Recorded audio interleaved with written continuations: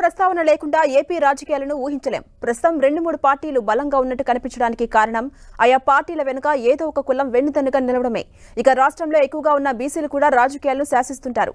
బీసీలో చెప్పుకోదగ్గ నేతల సంఖ్య తక్కువగా ఉన్నా వారి ఓట్ల కోసం పార్టీలు వేస్తున్న స్కెచ్లు దిమ్మ తిరిగేలా ఉంటున్నాయి. మరికొద్ది రోజుల్లో జరగబోతున్న ఏపీ ఎన్నికల్లో బీసీల ఓట్లపై గురిపెట్టిన పార్టీలు బీసీల్లో ఎక్కువగా ప్రభావం చూపే కులాలపై మరింత ఫోకస్ పెట్టాయి. ఆయా వర్గాలకు చెందిన నేతలకు ఎక్కువ సీట్లు ఇస్తూ ఓట్ల వేట మొదలుపెట్టాయి.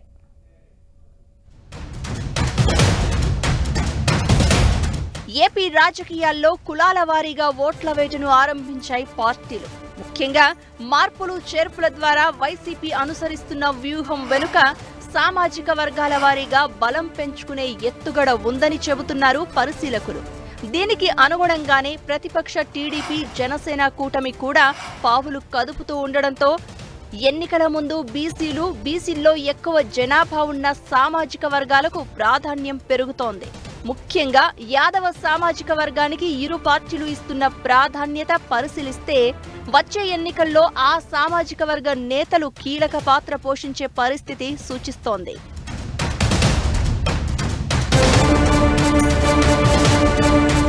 ప్రధానంగా ఇన్నాళ్లు ఓ సామాజిక వర్గానికే పెద్దపీట వేసినట్లు విమర్శలు ఎదుర్కొన్న వైసీపీ ఈ ఎన్నికల్లో అనూహ్యంగా బీసీలపై ఫోకస్ పెట్టింది. అందులోనూ యాదవ సామాజిక వర్గం ఓట్ల కోసం పక్కాగా ప్లాన్ చేస్తోంది.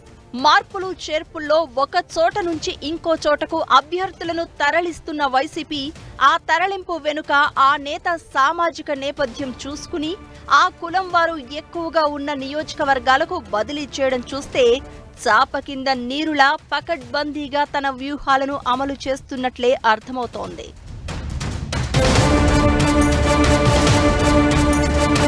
వైసీపీ స్థాన చలనాల లిస్టులో సంచలనం రేపిన నేత నెల్లూరు సిటీ ఎమ్మెల్యే మాజీ మంత్రి అనిల్ కుమార్ యాదవ్. వరుసగా 2 సార్లు ఎమ్మెల్యేగా ఎన్నికైన అనిల్ కుమార్ యాదవ్ మూడోసారి హ్యాట్రిక్ కొట్టాలని భావిస్తూ ఉండగా ఎవరూ ఊహించని విధంగా ఆయనను 2 జిల్లాలు దాటించి పల్నాడు జిల్లా నరసరావుపేట ఎంపీ అభ్యర్థిగా ప్రకటించింది పార్టీ అధిష్టానం. ఈ మార్పు చాలా మందికి ముందుగా అర్థం కాలేదు.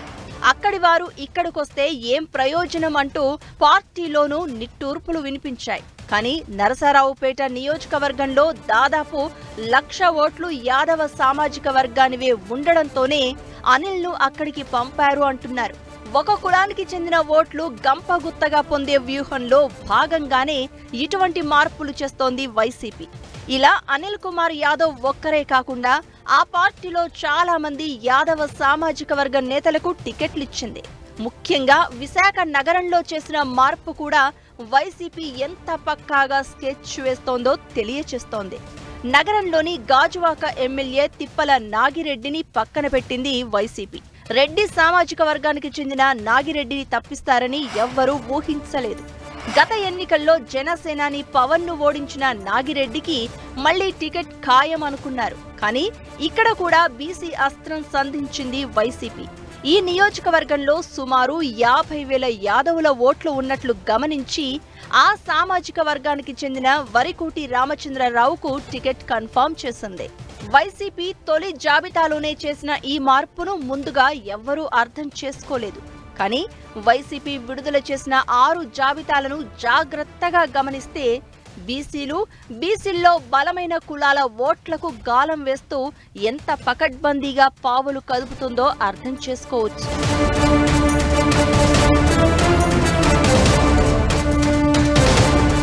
ఇదే విధంగా గోదావరి జిల్లాలో కాపు ఓట్లు ఎక్కువ.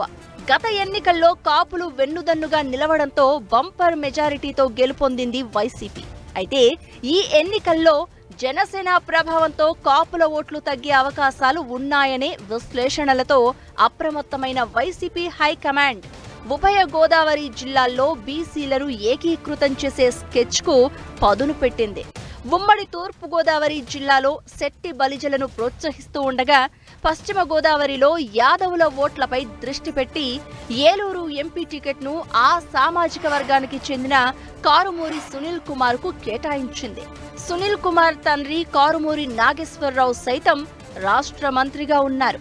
ఈయన మరోసారి తణుకు నుంచి పోటీ చేయనున్నారు. ఇప్పటి వరకు ఏలూరు పార్లమెంటులో అగ్రవర్ణాల వారే ఎంపీలుగా ఎన్నికవగా తొలిసారి బీసీలకు అవకాశం ఇచ్చిన పార్టీగా ఆయా వర్గాల ఓట్లను కొట్టేయాలని ప్లాన్ చేసింది వైసీపీ. ఇదే విధంగా కృష్ణా జిల్లా మైలవరంలో కూడా అగ్రవర్ణాలకు చెందిన ఎమ్మెల్యే వసంత కృష్ణ ప్రసాద్ను తప్పించి యాదవ సామాజిక వర్గానికి చెందిన సరణాల తిరుపతిరావు యాదవ్కు అవకాశం ఇచ్చింది. ఈ కోవలోనే ఉమ్మడి ప్రకాశం జిల్లాలో కనిగిరి అసెంబ్లీ ఇన్ఛార్జిగా దుద్దాల నారాయణ యాదవ్ను నియమించింది వైసీపీ. ఆ నియోజకవర్గంలో యాదవ సామాజిక వర్గం ఓట్లు అధికంగా ఉన్నట్లు చెబుతున్నారు. గతంలో ఎన్నడూ లేనట్లు బీసీల్లోని ఓ సామాజిక వర్గానికి అధిక ప్రాధాన్యం ఇవ్వడం వ్యూహాత్మక ఎత్తుగడగా చెబుతున్నారు. బీసీల ఓట్లకు గురిపెట్టిన అధికార వైసీపీకి తగ్గట్లే టీడీపీ కూడా అంతకు మించిన వ్యూహాన్ని అమలు చేస్తోంది. ఆవిర్భావం నుంచి బీసీల పార్టీగా చెప్పుకునే టీడీపీ వచ్చే ఎన్నికల్లో బీసీల్లో యాదవులకు ప్రాతినిధ్యం ఎక్కువ ఉండేలా జాగ్రత్త పడుతోంది. ఉత్తరాంధ్ర నుంచి రాయలసీమ వరకు జిల్లాలు, నియోజకవర్గాల వారీగా యాదవుల ప్రాబల్యం ఉండే నియోజకవర్గాలను ఎంపిక చేసి ఆ వర్గానికే టికెట్ కేటాయించేలా ప్రణాళిక రచిస్తోంది టీడీపీ జనసేన కూటమి. గత ఎన్నికల్లో జనసేనాని పవన్ పోటీ చేసిన గాజువాక నియోజకవర్గం నుంచి వైసీపీ యాదవ సామాజిక వర్గానికి చెందిన నేత వరికోటి రామచంద్రరావుకు అవకాశం ఇవ్వడంతో టీడీపీ తరఫున బలమైన యాదవ సామాజిక వర్గ నేతనే బరిలోకి దింపుతోంది. గాజువాక మాజీ ఎమ్మెల్యే పల్లా శ్రీనివాసరావుకు మళ్లీ అవకాశం ఇవ్వడం ద్వారా బీసీ ఓట్లకు గాలం వేస్తోంది టీడీపీ. ఇదే విధంగా ఎమ్మెల్సీ కృష్ణ యాదవ్కు విశాఖ సౌత్ నుంచి అవకాశం ఇవ్వనున్నట్లు ప్రచారం జరుగుతోంది. ఈయన ఇటీవలే వైసీపీకి రాజీనామా చేసి జనసేనలో చేరారు. విశాఖ నగరంలో యాదవ సామాజిక వర్గం ఎక్కువగా ఉండడం వల్ల కూటమి ఆ సామాజిక వర్గానికి ఎక్కువ ప్రాధాన్యం ఇచ్చేలా కనిపిస్తోందంటున్నారు పరిశీలకులు.